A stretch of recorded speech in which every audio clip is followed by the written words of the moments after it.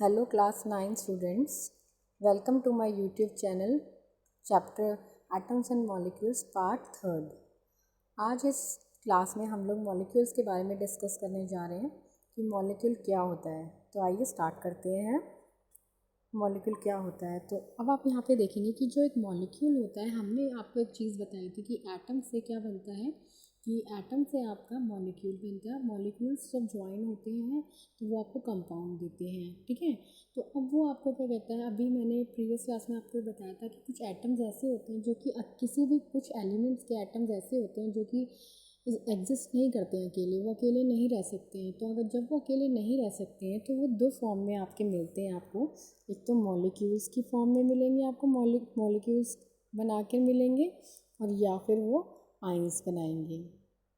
ये दो चीज़ों में की हेल्प से वो अपने एग्जिस्ट करते हैं नेचर में, जब वो अकेले नहीं रह सकते हैं। तो मॉलिक्यूल क्या होता है, मॉलिक्यूल में आपको या तो आपको दो या दो से ज़्यादा आपको एटम्स मिलेंगे जो कि आपस में क्या होते हैं, जिन्होंने बॉन्ड बनाया होता है, जिनके बीच में बॉन्ड बना होता है काफ़ी ज़्यादा, जो कि वो और जो दोनों के बीच का बॉन्ड होगा, जो भी उसके बीच में बॉन्ड होगा, बहुत ज़्यादा क्या होगा, अट्रैक्टिव फोर्स होगा उन दोनों के बीच में कि वो दोनों को पकड़े हुए हैं। तो मॉलिक्यूल, या तो इसका मतलब क्या हुआ कि मॉलिक्यूल ग्रुप ऑफ टू और मोर एटम्स, या तो वो दो या दो से ज़्यादा एटम्स का भी हो सकता है। और ये जो दो एटम्स हैं ये आपके एक दूसरे को पकड़े हुए हैं। किससे पकड़े हुए हैं, एक फोर्स से पकड़े हैं, एक अट्रैक्टिव फोर्स से पकड़े हैं जो कि उनके बीच में एग्जिस्ट करता है। सपोज़ अगर मैं H2 मॉलिक्यूल की बात करूं तो H2 मॉलिक्यूल में आप देखोगे कि H के यहाँ पे दो एटम्स है। कितने हैं, दो एटम। तो H2 को अगर हम पढ़ेंगे तो H2O इज़ अ मॉलिक्यूल, लेकिन H के यहाँ पे दो एटम ज्वाइन हो गए। तो क्योंकि H जो है वो खाली कभी स्टेट में नहीं रह सकता है, ठीक है। वो एटम जो है H का, वो खाली नहीं रह सकता है, इसलिए वो खाली नहीं रह सकता, इसलिए वो क्या करता है, एक और हाइड्रोजन एटम के साथ मिल जाता है और एक क्या बना लेता है, मॉलिक्यूल बना लेता है। तो मतलब जब दो हाइड्रोजन के एटम मिलते हैं तो क्या बनाते हैं, आपका H2 मॉलिक्यूल बनाते हैं, ठीक है। और ये जो H2 मॉलिक्यूल है, इनके बीच में ये जो बॉन्ड बना हुआ है, जो इनके बीच में बॉन्ड है जो कि एक दूसरे को पकड़े हुए एक दूसरे से, वो काफ़ी अट्रैक्टिव फोर्स इसमें लगा होता है, जिसकी वजह से वो आपस में एक दूसरे को पकड़ा हुआ है। अब वो फोर्स क्या होता है, वो आगे आप हाईएस्ट क्लासेस में स्टडी करते हैं। तो इसका मतलब हम ये कह सकते हैं कि जो मॉलिक्यूल है वो किसी भी वो स्मॉलेस्ट पार्टिकल है किसी भी एलिमेंट का या कंपाउंड का, जो कि it is that is capable of an independent existence and shows all properties of that substance. मतलब कि वो इंडिपेंडेंट एग्जिस्ट वो कर सकता है कंपाउंड।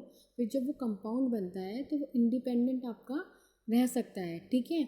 और वो जो आपका कंपाउंड बनेगा इससे, तो उसकी क्या होगी, अपनी एक प्रॉपर्टीज़ होंगी। सपोज़ हाइड्रोजन की एक अपनी प्रॉपर्टी है, और जैसे सपोज़ मैं एक कंपाउंड है जैसे H2O सपोज़, तो H2O में अगर मैं देखूँ तो हाइड्रोजन प्लस ऑक्सीजन मिलके आपका H2O बनाते हैं, ठीक है, वाटर बनाते हैं। तो हाइड्रोजन की अपनी एक अलग प्रॉपर्टीज़ होती है, ऑक्सीजन की अलग प्रॉपर्टीज़ होती है, लेकिन जब ये कंपाउंड बनाते हैं तो कंपाउंड जब बनता है तो ये आपकी सारी प्रॉपर्टीज़ जो भी होती हैं उन सबको ये सब्सटेंस सब चीज़ प्रॉपर्टीज़ को शो करते हैं। तो अब ये आपको पता होना चाहिए कि कभी भी कोई मॉलिक्यूल अगर बनता है, कभी भी अगर कोई मॉलिक्यूल बनता है तो उसमें क्या होता है, या तो वो सेम एलिमेंट से बनेगा मॉलिक्यूल या डिफरेंट एलिमेंट से बनेगा, तब वो जाके एक मॉलिक्यूल बनाता है, ठीक है ना। तो या तो आप यहाँ पे, ये इंपॉर्टेंट है, यहाँ पे आप ये वाला डेफिनेशन जो अभी बताया मैंने कि ग्रुप ऑफ टू और मोर एटम्स जो कि आपस में एक दूसरे से जुड़े हुए हैं, अट्रैक्टिव फोर्स है, उनके बीच में केमिकल बॉन्ड बना हुआ है। और दूसरा ये इंपॉर्टेंट है कि एटम्स जो होते हैं वो सेम एलिमेंट से बने होते हैं, ठीक है। ये तो पता लग गया कि मॉलिक्यूल एटम से बना होता है, दो या दो से ज़्यादा, एक एटम से मॉलिक्यूल एक एटम से तो बनेगा नहीं ऑब्वियसली, तो वो दो एटम दो या दो से ज़्यादा से बनेगा।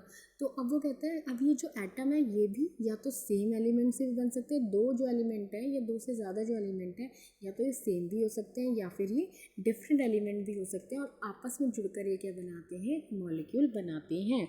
तो एक एग्जांपल तो हमने जैसे सेम एलिमेंट का आप ये एग्जांपल ले सकते हैं कि हाइड्रोजन प्लस हाइड्रोजन आपने ले लिया तो इसने एक H2 मॉलिक्यूल बनाया। तो ये एक सेम एलिमेंट, मतलब ये जो आपके पास मॉलिक्यूल आया इसमें आपका जो एटम्स हैं वो दोनों सेम हैं, ठीक है, क्या है वो, दोनों सेम है, तो इसीलिए आप इसमें बोल सकते हो। लेकिन अगर आप H2 मॉलिक्यूल की बात कर सकते हो तो इसमें आप देख रहे हो कि हाइड्रोजन और ऑक्सीजन दो अलग अलग डिफरेंट एलिमेंट्स हैं और आपका ये एक मॉलिक्यूल बना रहे हैं H2O मॉलिक्यूल।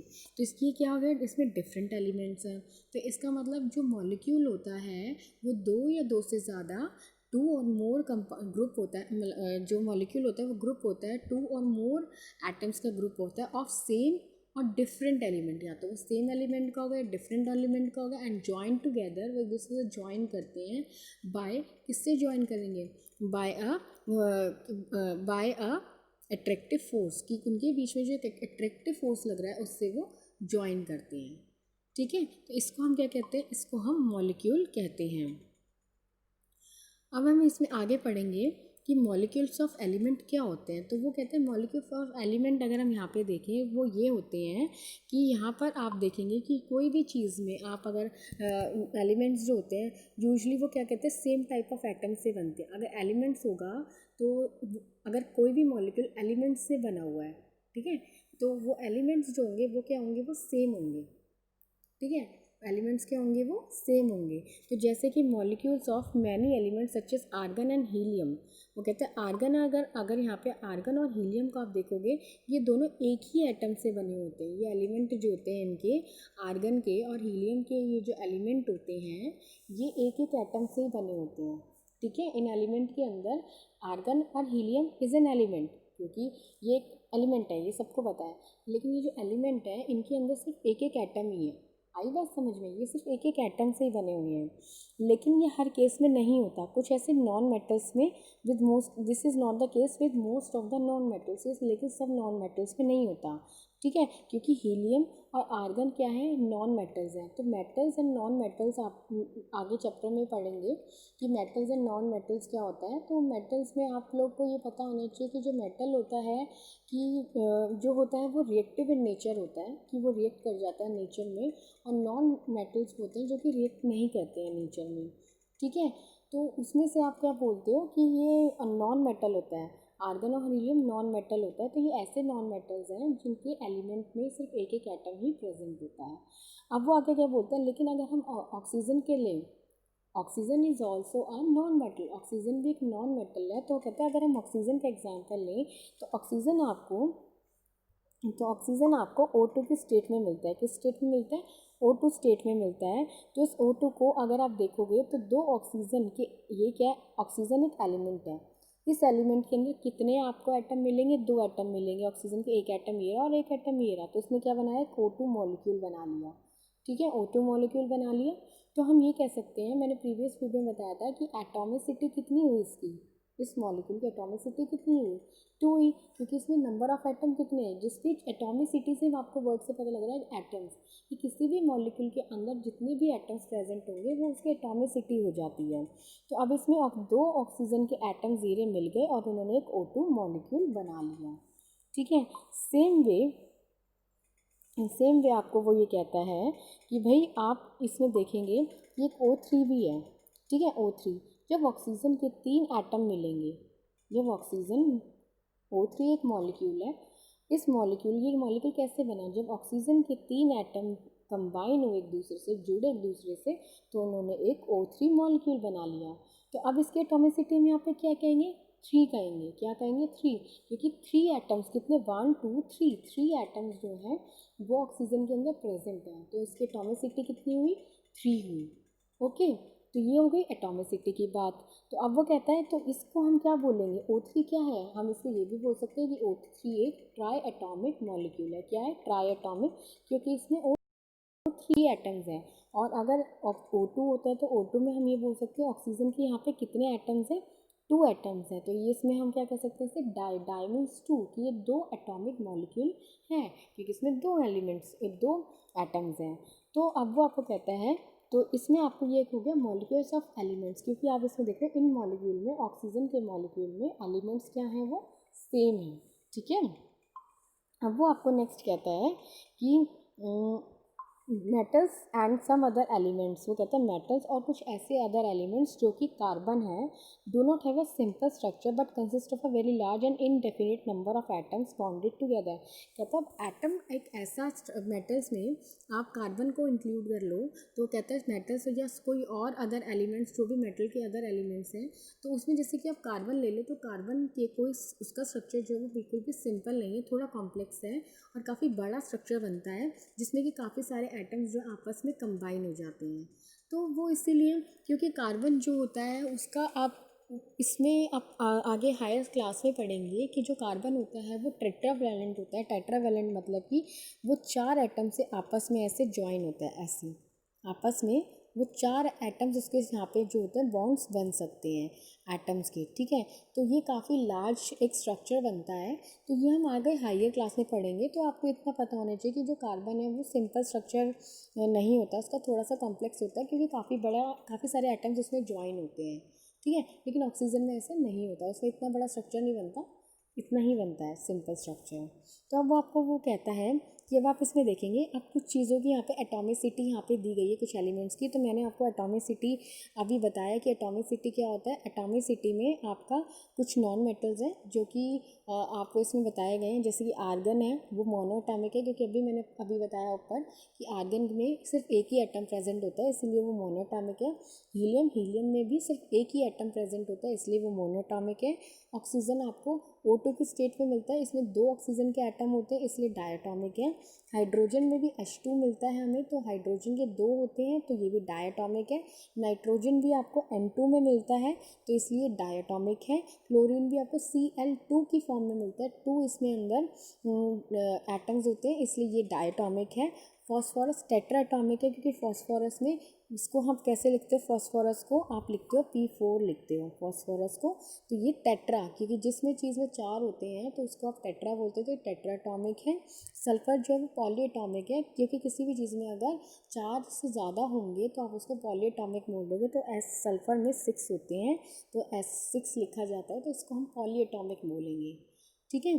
तो ये कुछ एटॉमिसिटी है। तो आई थिंक आपको एटॉमिसिटी क्लियर होगा कि एटॉमिसिटी क्या होता है। किसी भी मॉलिक्यूल में जितने नंबर ऑफ एटम्स प्रेजेंट होंगे वो उसकी एटॉमिसिटी होगी, ठीक है। तो एटॉमिसिटी को आप कैसे बोल सकते हैं, monoatomic, diatomic, triatomic, tetraatomic and polyatomic. तो आप इसको आई थिंक डिफ्रेंशिएट कर सकते हो। तो ये 4-5 ही नॉन मेटल्स हैं जो कि एलिमेंट्स हैं जिनमें जो कि आपको पता होने चाहिए, ठीक है। तो आप जब इस चीज़ों को पढ़ोगे करोगे तो आपको ये लर्न ऑटोमेटिकली हो जाएगा कि कौन सा चीज़ H2 होती है, कौन सी O2 होती है, P4 है या S6 है, तो ये आपको पता होगा, ठीक है। आपको लर्न हो जाएगा ये। नेक्स्ट अब आपकी बात आती है यहाँ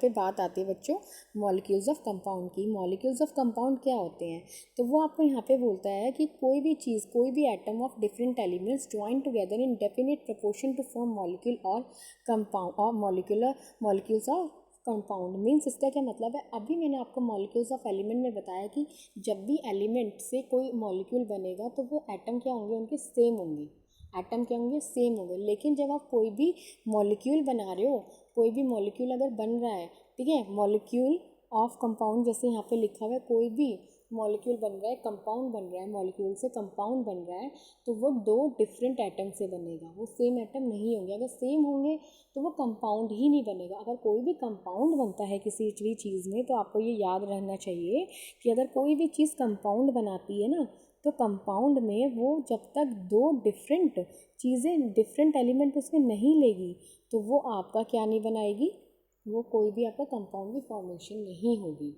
ठीक है। अगर एलिमेंट की बात करें तो एलिमेंट में सेम हो सकते हैं, ठीक है ना। तो अब आपको उसने यही बोला है कि जब भी एटम्स होंगे जो डिफरेंट एलिमेंट्स को ज्वाइन करेंगे, उसने यहाँ पे बोला है जो एटम्स होंगे जो डिफरेंट एलिमेंट्स को ज्वाइन करेंगे एक दूसरे से एक डेफिनेट प्रोपोर्शन में, ये तो अब ऑब्वियसली क्लियर है। अगर कोई भी कंपाउंड की फॉर्मेशन होती है, हमने लॉ ऑफ कांस्टेंट प्रोपोर्शन में पढ़ा था, तो उनके जो रेशियो होते हैं वो फिक्स्ड होते हैं बाय मास। जो उनके मास का रेशियो होगा वो फिक्स प्रोपोर्शन में होगा, चाहे वो किसी भी सोर्स में चले जाए, किसी भी चीज़ में आप वो रिएक्ट कर लें, लेकिन उनका जो रेशियो है वो सेम रहेगा, ठीक है ना। ये आप पढ़ चुके हो, ये मैं आपको पढ़ा चुकी हूँ। तो अब वो आपको ये बोलता है यहाँ पर, अब उसने यहाँ पे आपको इसी तरीके से कुछ मॉलिक्यूल्स ऑफ सम कंपाउंड्स दे दिए हैं तो अब वो कहता है मॉलिक्यूल टेबल 3.4 देखने के लिए बोल रहा है कि मॉलिक्यूल्स ऑफ सब कंपाउंड्स में आपको कुछ कंपाउंड दे दिए जैसे कि वाटर। अब कहते हैं वाटर का अगर आप देखोगे बच्चों यहाँ पे, तो वाटर में आपके दो प्रेजेंट हैं एलिमेंट, एक तो हाइड्रोजन और एक ऑक्सीजन। यहाँ पे दिख रहा है H2 होता है उसका फॉर्मूला। तो अब ये किस रेशियो में मिलता है आपको बायोमास 1:8। ये हमने पता था, पहले हम देख चुके हैं। उसी तरीके से अमोनिया एक कंपाउंड है, ठीक है। मॉलिक्यूल कौन कौन से हैं इसमें मॉलिक्यूल्स ऑफ कंपाउंड हम इसको इसलिए बोल रहे हैं मॉलिक्यूल्स ऑफ कंपाउंड, कि मॉलिक्यूल बन रहा है और फिर उससे कंपाउंड बन रहा है, तो मॉलिक्यूल्स ऑफ कंपाउंड। तो इसमें कौन से होते हैं, नाइट्रोजन और हाइड्रोजन है। तो इसका रेशियो में किस रेशियो में फिक्स होते हैं, 14:3, ठीक है। उसी तरीके से कार्बन डाइऑक्साइड है। कार्बन डाइऑक्साइड किससे बना होता है, कार्बन प्लस ऑक्सीजन से। तो ये किस रेशियो में प्रेजेंट होता है, 3:8। तो ये आपके कुछ कंपाउंड्स इन्होंने गिवन दिए, 3 कंपाउंड्स, जो कि आपको पता होने चाहिए। कि अगर आपको बोल दिया जाए कि वाटर जो कि H2 है, तो इसमें एलिमेंट्स बताओ कौन कौन से हैं। तो आप देख के बता सकते हो कि H stands for hydrogen and O stands for oxygen. तो इसमें हाइड्रोजन एंड ऑक्सीजन है। अमोनिया NH3 मतलब N stands for nitrogen and H stands for hydrogen. तो ये आप बता सकते हो। कार्बन डाइऑक्साइड में C stands for carbon and O2 stands for oxygen, ये आपको पता है। तो इनके मास आपको ये लर्न होने चाहिए कि इनके रेशियो बाय मास क्या होते हैं, ठीक है, क्लियर। अब वो आपको क्या कहता है नेक्स्ट में, अब आपको वो एक टेबल यहाँ पे दे रहा है 3.2 टेबल में। आप देखेंगे कि आपको ये क्या कहता है कि 3.2 टेबल में आप देखेंगे इसने आपको एलिमेंट दे दिया जैसे कि वाटर का। तो इसने आपको बोल दिया सपोज आपने वाटर ले लिया, तो वाटर का मॉलिक्यूल क्या फॉर्मूला क्या होता है, अभी हमने पढ़ा H2 होता है। तो H2 में कौन कौन से एलिमेंट प्रेजेंट होते हैं, अभी हमने देखा है हाइड्रोजन एंड ऑक्सीजन। तो यहाँ पे H और O हमने लिख दिए। अब उसने बोला रेशियो बाय मास कितना होता है, अभी हमने रेशियो बाय मास ऊपर पढ़ा कि बाय मास उसका रेशियो कितना होता है, 1:8 होता है। तो इसका मतलब हाइड्रोजन का 1:8 मतलब हाइड्रोजन का 1 एंड ऑक्सीजन का 8 होता है। अब वो कहते हैं इसका एटॉमिक मास क्या होता है। एटॉमिक मास मतलब इनके एटम्स के इसका खुद का मास क्या होता है। ये तो रेशियो निकाला है, जो मास का जो रेशियो आया निकाला हमने, जो इनके मासेस होते हैं, मतलब कि जो भी इनका मास होता है हाइड्रोजन और ऑक्सीजन का, उसका जो रेशियो हम निकालते हैं ये वो रेशियो है। अब वो कहते हैं एटॉमिक मास क्या होता है हाइड्रोजन का, तो वो कहता है वो होता है 1 और ये होता है 16। ऑक्सीजन का कितना होता है 16। तो अब कहते हैं हमें mass ratio upon atomic ratio अगर हम करें, अगर हम रेशियो जो मास का था और एटॉमिक मास का हम डिवाइड कर दें, तो 1/1 = 1 एंड 8/16 = 1/2 आ गया। तो अब वो क्या कहता है कि कभी भी हम किसी भी, अब वो कहते हैं इसको हम सिंपल रेशियो में कन्वर्ट करेंगे। तो सिंपल रेशियो में कैसे कन्वर्ट होगा, तो आप देखो बच्चों हम किसका रेशियो निकाल रहे हैं, हम रेशियो निकाल रहे हैं ना, यहाँ पे लिखा है सिंपलेस्ट रेशियो। तो सिंपलेस्ट रेशियो निकाल रहे हैं, तो हम कैसे निकाल रहे हैं, तो उसने बोला रेशियो क्या है H/O का। तो कितना आया H का, H की वैल्यू पर आई 1 यहाँ पे, और यहाँ पे आई 1/2 आई। तो अब ये मैथ्स में आपने पढ़ा होगा, तो ये 2 क्या चला जाएगा, ऊपर चला जाएगा। तो H/O क्या हो जाएगा, 2/1 हो जाएगा। तो इसका रेशियो क्या हो गया, सिंपलेस्ट रेशियो में अगर इसे मैं कन्वर्ट करूँ तो 2:1 हो गया। तो इसका मतलब आप यहाँ पे देखोगे द रेशियो, तो इसका मतलब आप यहाँ पे देखोगे the ratio by number of atoms for water H/O is 2:1। तो ये क्या आएगा, इसका रेशियो हाइड्रोजन और ऑक्सीजन का वाटर में सिंपलेस्ट रेशियो, जो हम अगर इसका रेशियो निकालना चाहें कि हाइड्रोजन में कितने एटम होने चाहिए और ऑक्सीजन में कितने एटम होने चाहिए, तो वो आपका यहाँ से निकलता है। तो आपने ये H2O जो देखा है, H2O में अब आपने देखा कि H के साथ 2 ही क्यों और ऑक्सीजन के साथ सिर्फ 1 ही क्यों लगा होता है, इसके साथ कुछ नहीं लगा ऑक्सीजन का, तो ये अंडरस्टूड है कि ये 1 है। तब आपको समझ में आया कि ये रेशियो यहाँ पे 2 और ये 1 कैसे आया, इस तरीके से हम लोग निकालते हैं, ठीक है। तो यहाँ पे आपने देखा कि H का रेशियो, यहाँ पे H के कितने नंबर ऑफ एटम्स आए रेशियो में, कितने नंबर ऑफ एटम्स आए 2 आए, और ऑक्सीजन के कितने नंबर ऑफ एटम्स आए रेशियो में 1 आए। तो वो हमने यहाँ पे लगा दी। तो इस तरीके से ये आप कैलकुलेट करते हो, किसी का भी रेशियो जब निकालना होता है, आपका नंबर ऑफ एटम्स निकाल रहे होते हैं in the form of ratio, तो आप इस तरीके से इस मेथड से निकालते हो। तो आई थिंक अब आपको क्लियर हुआ होगा कि मॉलिक्यूल क्या होता है, मॉलिक्यूल ऑफ एलिमेंट्स क्या होते हैं, मॉलिक्यूल ऑफ कंपाउंड कैसे होते हैं, और मॉलिक्यूल ऑफ कंपाउंड में अगर आपको किसी भी एटम का रेशियो, नंबर ऑफ एटम्स का रेशियो निकालने के लिए बोल दिया जाए किसी भी कंपाउंड का, तो आप कैसे निकालेंगे। और अगर आपको सपोज इसमें H2O की जगह NH3 जो कि अमोनिया आपने पढ़ा है उसका निकालने को बोल दिया जाए, तो उसका ratio by mass, atomic mass, ये दोनों आपको आई थिंक मैम से आप पूछेगा तो ये आपको गिवन होंगे क्वेश्चन में, ठीक है। तो आप सिंपली वे में ये आप निकाल सकते हो किसी का भी। ठीक है बच्चों, तो आई थिंक आज का टॉपिक आप सभी बच्चों को समझ में आया होगा। और अगर आपको कोई क्वेरी है तो आप लोग मेरे कमेंट सेक्शन में उसके लिए कमेंट सेक्शन में आप लोग मुझे बता सकते हैं। और अगर आपको ये वीडियो अच्छा लगा तो लाइक शेयर एंड सब्सक्राइब कीजिएगा। Thank you, bye.